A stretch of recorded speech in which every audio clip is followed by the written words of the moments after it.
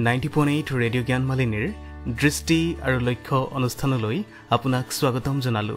আজিৰ অনুষ্ঠানৰ সৈতে ষ্টুডিঅ'ত উপস্থিত আছো কংকন।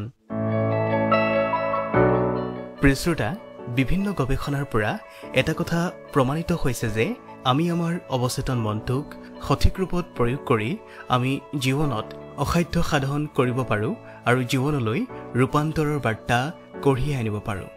যি বিদ্যাৰ সহায়ত অৱচেতন মনটোক আমাৰ নিয়ন্ত্ৰণলৈ আনিব পাৰোঁ, সেই বিদ্যাটোৰ নামেই হৈছে নিউৰো লিংগুইষ্টিক প্ৰগ্ৰেমিং। প্ৰিয় শ্ৰোতা, আজিৰ অনুষ্ঠানত আমাৰ ছাত্ৰ ছাত্ৰীসকলৰ সুবিধা হোৱাকৈ আগবঢ়াব লৈছোঁ নিউৰো লিংগুইষ্টিক প্ৰগ্ৰেমিঙৰ লগত সংগতি ৰাখি সজাই অনা কথিকাটিৰ 41 সংখ্যক খণ্ডটি। এই সম্পৰ্কে আমাক কিছু কথা অৱগত কৰিব ডিব্ৰুগড় বিশ্ববিদ্যালয়ৰ ছফ্ট স্কিল ডেভেলপমেণ্ট চেলৰ সমন্বয়ক তথা শিক্ষক হেমচন্দ্ৰ দত্তই। তেখেত নিউৰো লিংগুইষ্টিক প্ৰগ্ৰেমিং, মেডিটেশ্যন আৰু কোৱাণ্টাম হিলিঙৰ বিশেষজ্ঞ ব্যক্তি, লগতে লেখক, অনুবাদক আৰু সাহিত্য সমালোচক হিচাপেও সুপৰিচিত। তেন্তে প্ৰিয় শ্ৰোতা, আহক আৰু পলম নকৰি নিউৰো লিংগুইষ্টিক প্ৰগ্ৰেমিঙৰ লগত সংগতি ৰাখি সজাই অনা এই কথিকাটিৰ 41 সংখ্যক খণ্ডটিৰ মাজলৈ যাওঁ। মা আৰু দেউতাকে ধৰি ঘৰৰ সকলো মানুহে আহি তোমাক ধুনীয়াকৈ হোষ্টেলত থৈ গ'ল। তোমাৰ কোঠাটো খুব ধুনীয়াকৈ সজাই থৈ গ'ল। তোমাক ঢেৰ মৰম দিলে, ঢেৰ বুজনি দিলে, ক'লে চোৱা তুমি 2 বছৰৰ কাৰণে ইয়ালৈ আহিছা, ভালদৰে পঢ়া শুনা কৰা, তুমি আমাক এটা ভাল ফলাফল দিব লাগিব, তেহে তোমাৰ জীৱনটো ধুনীয়া হ'ব, তোমাৰ ভৱিষ্যত ধুনীয়া হ'ব। এটা সময়ত মা দেউতা তোমাৰ পৰা বিদায় লৈ ঘৰমুখী হ'ল। তেওঁলোক গৈ ঘৰ পালে কি নেপালে তুমি ইয়াত কান্দিবলৈ আৰম্ভ কৰিলা। কিয়? ঘৰত এটা মৰমৰ কুকুৰ আছিল, কুকুৰটোলৈ মনত পৰিছে। কাম কৰা বাইজনী আছিল, তাই ইমান তোমাক মৰম কৰে, তাইলৈ মনত পৰিল। দেউতাই বজাৰৰ পৰা ভাল ভাল বস্তুবোৰ কিনি আনি তোমাক খুৱায়, সেই ছবিবিলাক মনলৈ আহিবলৈ আৰম্ভ কৰিলে। আৰু এইবাৰ তুমি কি কৰিলা? ফোনটো উঠাই মালৈ ফোনটো লগালা। মা গৈ কিন্তু ঘৰ পোৱাগেই নাই।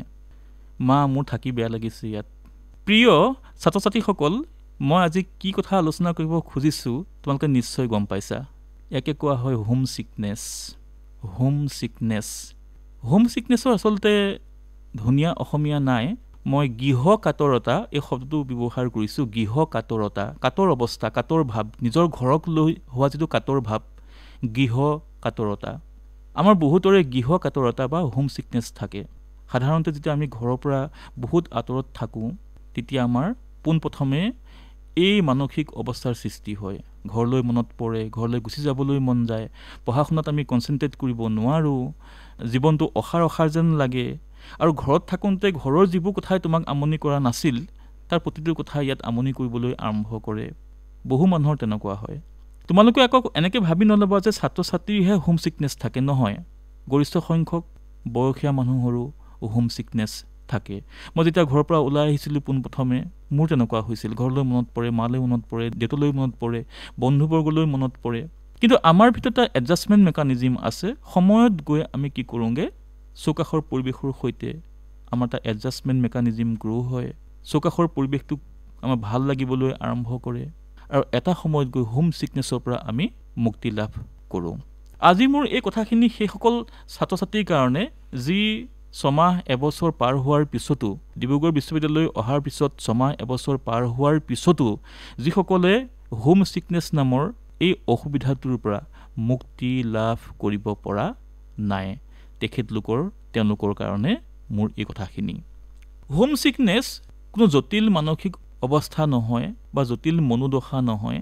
তাক লৈ তোমালোকে অলপো চিন্তা নকৰিবা। পৃথিৱীৰ গৰিষ্ঠ সংখ্যক মানুহৰে হোম ছিকনেছ আছে। গৰিষ্ঠ সংখ্যক মানুহৰে হোম ছিকনেছ আছে আৰু তাৰ ভিতৰৰে তুমি এজন। সেইটো কেৱল তোমাৰ সমস্যা নহয়। তুমি যদি ভাবি লোৱা যে হোষ্টেলৰ বাকী ল'ৰা ছোৱালীবিলাক ইমান ধুনীয়াকৈ আছে, মইহে থাকিব পৰা নাই, সেই ভাৱনাটোহে তোমাক আমনি কৰিব। সেই ভাৱনাটোৱেহে তোমাক সমস্যালৈ ঠেলি দিব। সমস্যাটো সেইটো নহয়, তুমিহে গম পোৱা নাই। তেওঁলোকৰ ভিতৰতো তেনেকুৱা এখন যুদ্ধ, তেনেকুৱা এটা সমস্যা, তেনেকুৱা এটা মনোদশা হয়তো চলি থাকিব পাৰে। তেওঁলোকে হয়তো শ্বেয়াৰ কৰা নাই কাৰোবাৰ লগত, ভাগ বতৰা কৰা নাই, কিন্তু তুমি অনুভৱ কৰি আছা। হোম ছিকনেছ গৰিষ্ঠ সংখ্যক মানুহৰে এক প্ৰধান সমস্যা। হোষ্টেললৈ অহাৰ পিছত যিসকলৰ এই মনোদশাৰ সৃষ্টি হয় তেওঁলোকৰ কাৰণে আমাৰ বিজ্ঞানে এক ধুনীয়া এটা সুযোগ প্ৰদান কৰিছে। সুযোগটো কেনেকুৱা? আমাৰ প্ৰত্যেকৰ হাতে হাতে স্মাৰ্টফোন আছে। সেই স্মাৰ্টফোনটোৰ সহায়ত আমি ঘৰৰ সৈতে পৰিয়ালৰ সৈতে এটা কানেকশ্যনত থাকিব পাৰোঁ। আমাৰ মেছেজ দিয়াৰ সুবিধা আছে, ভিডিঅ' শ্বেয়াৰ কৰাৰ সুবিধা আছে, ভিডিঅ' কল কৰাৰ সুবিধা আছে। হোম ছিকনেছে আমনি কৰিলে মাজে সময়ে আমি ঘৰৰ লগত সেই ধৰণেৰে কানেক্টেড হ'লেই হৈ গ'ল। বিজ্ঞানে আমাক সেইটো সুযোগ দিছে। তাকেই নকৰি যদি আমি ইউনিভাৰ্চিটি এৰি ঘৰলৈ যাবলৈ চেষ্টা কৰোঁ। আমাৰ ডিব্ৰুগড় বিশ্ববিদ্যালয়ৰ এটা কথা হ'ল কি, আমাৰ শনিবাৰে বন্ধ থাকে আৰু দেখা যায় যে শুকুৰবাৰৰ পিছবেলা প্ৰায়বোৰ ক্লাছ আমাৰ নহয়। ল'ৰা ছোৱালীবিলাকে ঘৰলৈ যাবলৈ চেষ্টা কৰে, ঘৰলৈ গুচি যায়। শনিবাৰটো থাকে ঘৰত, দেওবাৰটো ঘৰত থাকে, কোনোবাই আকৌ সোমবাৰো আহি নাপায়হি বিশ্ববিদ্যালয়। এইটো হৈছে হোম ছিকনেছৰ এক চূড়ান্ত অৱস্থা। তোমালোকে এই হোম ছিকনেছৰ পৰা মুক্তি লাভ কৰিবই লাগিব। শুকুৰবাৰটো অহাৰ লগে লগে ঘৰলৈ যাওঁকৈ উদ্গ্ৰীৱ হৈ তোমালোকে থাকিব নোৱাৰিবা। এটা মানসিক অভ্যাসলৈ সলনি হ'ব আৰু ঘৰলৈ যোৱা যিটো মানসিক অভ্যাস, সেই অভ্যাসটোৱে আল্টিমেটলি তোমালোকৰ পঢ়া শুনাত নেতিবাচক প্ৰভাৱ পেলাবলৈ আৰম্ভ কৰিব। গতিকে ইয়ালৈ অহাৰ পিছত যিকোনো উপায়েৰে এই হোম ছিকনেছৰ পৰা মুক্তি লাভ কৰিবই লাগিব। সাইক'লজিষ্টসকলে হোম ছিকনেছৰ পৰা মুক্তি লাভ কৰিব পৰাকৈ কেতবোৰ পৰামৰ্শ আগবঢ়াইছে। তাৰ এটা প্ৰথম পৰামৰ্শ হৈছে কি, আমি আমাৰ চৌকাষৰ যিটো পৰিৱেশ তাক এক্সপ্ল'ৰ কৰিবলৈ চেষ্টা কৰা উচিত। আমাৰ ডিব্ৰুগড় বিশ্ববিদ্যালয়খন দেখিবলৈ বৰ ধুনীয়া, ইমান ধুনীয়া গছ বিৰিখ আছে, 35টা আমাৰ চেণ্টাৰ ডিপাৰ্টমেণ্ট আছে, অসংখ্য গুণী জ্ঞানী শিক্ষক আছে, এটা ধুনীয়া চেণ্ট্ৰেল লাইব্ৰেৰী আছে, অসমৰ বিভিন্ন জাতি জনগোষ্ঠীৰ ছাত্ৰ ছাত্ৰী ইয়াত পঢ়িবলৈ আহে। সামগ্ৰিকভাৱে ইয়াত এক্সপ্ল'ৰ কৰিবলগীয়া বহুত বস্তু আছে। ঘৰলৈ মনত পেলাই সময় কটোৱাতকৈ তুমি যদি তোমাৰ প্ৰতিবেশীজন, তোমাৰ ৰুমমেট, তোমাৰ ৱালমেট, তেওঁৰ লগত কথা পাতিবলৈ আৰম্ভ কৰা, তেওঁ কোনখন সমাজৰ পৰা আহিছে সেই সমাজখনক জানিবলৈ চেষ্টা কৰা, তেওঁ হবি কি, তেওঁ কি কৰি ভাল পায়, তেওঁ এৰিয়া অফ ইণ্টাৰেষ্ট কি, তেওঁ স্পেচিয়েল কিবা ইউনিক চেলিং পইণ্ট USP বুলি কয়, ইউনিক চেলিং পইণ্ট। ছফ্ট স্কিলত এটা ধাৰণা আছে unique selling point USP। তেওঁৰনো USP কি যদি তুমি জানিবলৈ চেষ্টা কৰা, দেখিবা যে সম্ভাৱনাৰ এখন নতুন দুৱাৰ তোমাৰ সন্মুখত খুলিবলৈ আৰম্ভ কৰিছে। এখন মিনি আছাম, মিনি ইণ্ডিয়া, বিভিন্ন সংস্কৃতি, বিভিন্ন চিন্তাধাৰা, বিভিন্ন আদৰ্শ, বিভিন্ন জীৱনবোধ ইয়াত সংমিশ্ৰিত হৈছে আৰু সেই প্ৰক্ৰিয়াটোৰ লগত বিলীন হ'ব পাৰিলে তোমাৰ হোম ছিকনেছ নোহোৱা হ'ব। যিসকলৰ হোম ছিকনেছ আছে তেওঁলোকে নিজৰ পঢ়া কোঠাটো, নিজৰ থকা কোঠাটো খুব ধুনীয়াকৈ সজালে আচলতে সেই সমস্যাটোৰ পৰা মুক্তি লাভ কৰিব পাৰে। কেনেকৈ? ঘৰৰ দুখনমান ফটো লগাও, মৰমৰ কুকুৰজনী তাইলৈ খুব মনত পৰি থাকে, তাইৰো ফটো এখন যদি লগাই দিয়া যায় ৱালত, ঘৰুৱা এটা পৰিৱেশৰ প্ৰতিচ্ছবি যদি কোঠাটোলৈ আনিব পৰা যায়, মা দেউতাৰ এখন ফটো, আইতাৰ ফটো এখন, সেইখিনি দেখাৰ লগে লগে ঘৰুৱা ভাৱ এটা ইয়াতো আহিবলৈ আৰম্ভ কৰিব আৰু সেই ভাৱনাটোৱে হোম ছিকনেছ বা গৃহ কাতৰতাৰ পৰা মুক্তি লাভ কৰাত ছাত্ৰ ছাত্ৰীসকলক সহায় কৰিব। এই যি হোম ছিকনেছ বা গৃহ কাতৰতা তাক উদগনি জনোৱাত ছ'চিয়েল মিডিয়াই সহায় কৰে। হয়তো তুমি আচৰিত হৈছা কেনেকৈ ছ'চিয়েল মিডিয়াই কেনেকৈ ইন্ধন যোগায়। ছ'চিয়েল মিডিয়াত আমি নিজকে আনৰ সৈতে কম্পেয়াৰ কৰি, তুলনা কৰি ভাল পাওঁ। হয়তো তোমাৰ লগৰ ল'ৰা ছোৱালীয়ে হোষ্টেললৈ অহাৰ পিছত এনেকুৱা কিছুমান ফটো বা কণ্টেণ্ট ছ'চিয়েল মিডিয়াত শ্বেয়াৰ কৰিব, যিবোৰ দেখাৰ পিছত হয়তো তোমাৰ মনলৈ এনেকুৱা এটা ভাৱ আহিব, মইহে আচলতে হোষ্টেলত এডজাষ্ট কৰিব পৰা নাই, মোৰ লগৰ বহুতেই এডজাষ্ট কৰিব পাৰিছে, তাৰ মানে হ'ল মোৰ ক'ৰবাত কিবা অসুবিধা খেলিমেলি মোৰ আছে। এই ভাৱটো অহাৰ লগে লগে এটা চাইক'লজিকেল ইম্পেক্ট এটা পৰিবলৈ আৰম্ভ কৰিব।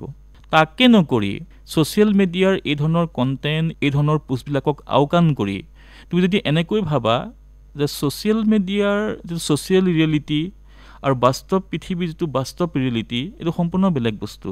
তেওঁ হয়তো তেনেকৈ লিখিব পাৰে, হয়তো তেওঁ তেনেকুৱা ধৰণৰ কণ্টেণ্ট শ্বেয়াৰ কৰিব পাৰে, কিন্তু বাস্তৱ পৃথিৱীখন মুঠেও তেনেকুৱা নহয়। গতিকে তুলনা কৰা যিটো মনোবৃত্তি, তাৰ পৰা আমি নিজক আঁতৰাই ৰাখিলে আচলতে আমি হোম ছিকনেছৰ পৰা মুক্তি লাভ কৰিব পাৰোঁ। প্ৰিয় ছাত্ৰ ছাত্ৰীসকল, ইয়াৰ আগৰ এটা কথিকাত কৃতজ্ঞতাৰ প্ৰসংগত মই ফৰগিভনেছ জাৰ্নেল মেইনটেইন কৰিবলৈ কৈছিলোঁ। যিসকল ছাত্ৰ ছাত্ৰীৰ হোম ছিকনেছ আছে, তোমালোকে এখন জাৰ্নেল মেইনটেইন কৰিবা। এখন ডায়েৰী মেইনটেইন কৰিবা ডায়েৰীখনত তুমি সেইবোৰ কথা লিখিবা কোনবোৰ কথা ঘৰলৈ মনত পৰাৰ লগে লগে যিবোৰ তোমাৰ আবেগ অনুভূতি আহে সেইবিলাকক তুমি লিখিবলৈ আৰম্ভ কৰিবা মৰমৰ কুকুৰজনীলৈ মনত পৰিছে কি ফিলিং আহিছে কি আবেগ আহিছে তুমি নোট ডাউন কৰা লিখি ৰাখা কেথাৰচিছ বুলি এটা ধাৰণা আছে কেথাৰচিছ এই প্ৰক্ৰিয়াৰ যোগেদি আচলতে কি হ'ব তোমাৰ মনৰ ভিতৰত চলি থকা যিখিনি আবেগ অনুভূতি সেইখিনি কেথাৰচিছ হ'বলৈ আৰম্ভ কৰিব বাহিৰলৈ ওলাবলৈ আৰম্ভ কৰিব আৰু দিন যোৱাৰ লগে লগে মাহ যোৱাৰ লগে লগে তোমাৰ হোম চিকনেছ নোহোৱা হ'ব হোম চিকনেছ নোহোৱা কৰাৰ এটা ধুনীয়া উপায় হৈছে জাৰ্নেলিং কৰা ডায়েৰী এখনত বহি এখনত ঘৰলৈ মনত পৰাৰ লগে লগে যিবোৰ ফিলিং আহে অনুভূতি আহে সেই অনুভূতিবিলাকক লিখি যোৱা টুকি যোৱা এই প্ৰক্ৰিয়াৰ সহায়ত আমি হোম চিকনেছৰ পৰা মুক্তি লাভ কৰিব পাৰোঁ প্ৰিয় ছাত্ৰ ছাত্ৰীসকল হোম চিকনেছৰ পৰা মুক্তি লাভ কৰাৰ আৰু এটা উপায় হৈছে কি ভালকৈ খোৱা ভালকৈ শুৱা আৰু পৰ্যাপ্ত পৰিমাণে শাৰীৰিক শ্ৰম কৰা আসন কৰা প্ৰাণায়াম কৰা ইত্যাদি এইবিলাকক হেল্ডি হেবিট বুলি কয় মই হেল্ডি হেবিট বুলিও এটা কথিকাত কিছু কথা মই কৈছিলোঁ তোমালোকে পঢ়া শুনাৰ সমান্তৰালকৈ শৰীৰ চৰ্চা কৰিবলৈ আৰম্ভ কৰা তেনেকুৱা পৰিৱেশ আমাৰ ইয়াত আছে বিশ্ববিদ্যালয়ৰ ভিতৰতে আমাৰ ব্যায়ামাগাৰ আছে তাতো তোমালোকে জইন কৰিব পাৰা আমাৰ ইয়াতো বহুত মানুহে আসন প্ৰাণায়াম কৰে তেনেকুৱা পৰাখিনি শিকিব পাৰা হয়তো তোমাৰ লগ বন্ধুৰ ভিতৰত তেনেকুৱা কোনোবা ওলাব যি দীৰ্ঘ বছৰ ধৰি আসন প্ৰাণায়াম কৰি আছে বা শাৰীৰিক চৰ্চা কৰি আছে সেইবোৰ তুমি শিকিব পাৰা হোম চিকনেছৰ পৰা মুক্তি লাভ কৰিবলৈ হ'লে আমি সামগ্ৰিকভাৱে এটা হলিষ্টিক এপ্ৰ'চ ল'ব লাগিব আৰু সেই হলিষ্টিক এপ্ৰ'চটোৰ ভিতৰত তুমি শৰীৰ চৰ্চাক ৰাখিব লাগিব বেগাই খোজকাঢ়িবলৈ আমাৰ ইমান ধুনীয়া স্পেচ আছে ইয়াত কিমান ধুনীয়া এটা পৰিৱেশ আছে ডিব্ৰুগড় বিশ্ববিদ্যালয়ৰ ভিতৰত তুমি খোজকাঢ়া তাত সিও তোমাক কি কৰিব এটা সময়ত